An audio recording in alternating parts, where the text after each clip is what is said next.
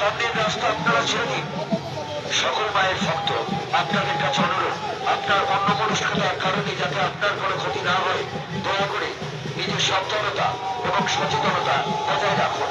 অনুরোধ করছি সকল মায়ের ভক্তদের উদ্দেশ্যে আপনাদের সাবধানতা এবং সচেতনতা বজায় রাখুন।